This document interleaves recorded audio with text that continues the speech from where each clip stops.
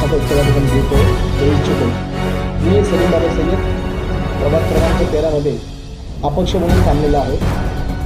मी अपक्ष थांबण्याच्या अगोदर एम पक्षामध्ये प्रवेश केला होता, कारण असदुद्दीन ओवैसी बॅरिस्टर यांची विचारधारा त्यांचे मला काय आवडले.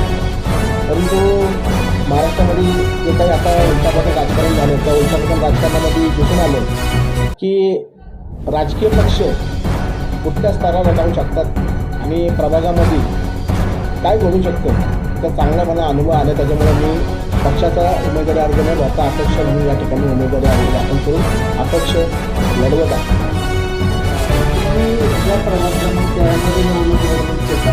या अगोदरच्या नगरसेवकांनी काय विकास कामं केली का या संदर्भात चर्चा आम्हाला? काय नाही हो, कामही मग काय केली नाही. 15-20 वर्ष नगरसेवक पदावर आहे.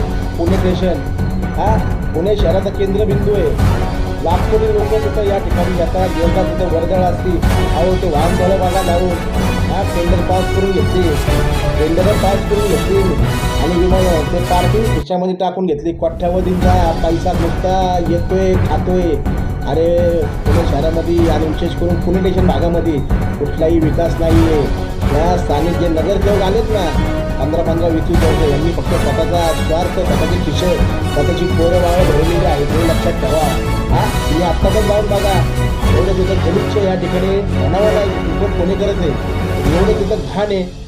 तिथं बस स्टँड आहे, तिथं रेल्वे स्टँड आहे. नागरिकांना तिथं असुविधा आहे. बाहेरनं परदेशातून लोक येतात. भारतातल्या प्रत्येक कानेकोपऱ्यातून तिथं लोक येतात. पुणे स्टेशन पुणे शहराचा केंद्र. तुमची एक ऑडिओ क्लिप व्हायरल होते प्रसार माध्यमांवरती, या संदर्भात काय सांगाल?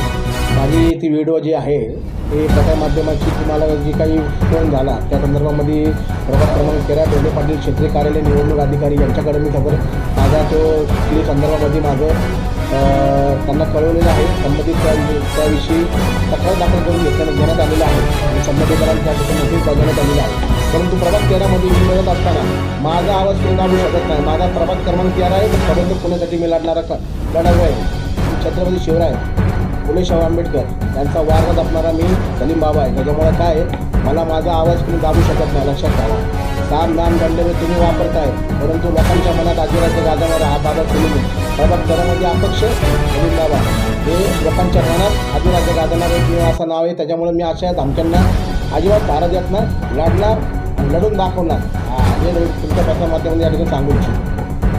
जर आपल्याला प्रभाग क्रमांक 13मधील मतदारांनी काम करण्याची संधी दिली तर आपण प्रामुख्याने कोणती विकास कामांना प्राधान्य द्या?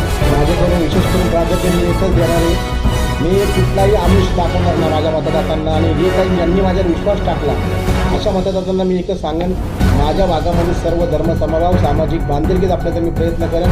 आणि जे काही वयोवृद्ध आहेत, तरुण आहेत, विद्यार्थी आहेत, त्यांच्या ज्या काही मूलभूत समस्या आहेत, जे काही समस्येचं निवारण करण्यासाठी मी सदैव तत्पर राहणार आहे. लक्षात घ्या. पुणे शहरात गुन्हेगार मुक्त, भयमुक्त माझं पुणे व्हायला पाहिजे, माझा प्रभाग व्हायला पाहिजे, नशामुक्त माझा प्रभाग व्हायला पाहिजे. त्यासाठी मी विशेष करून प्राधान्य देणार आहे. जय हिंद, जय महाराष्ट्र.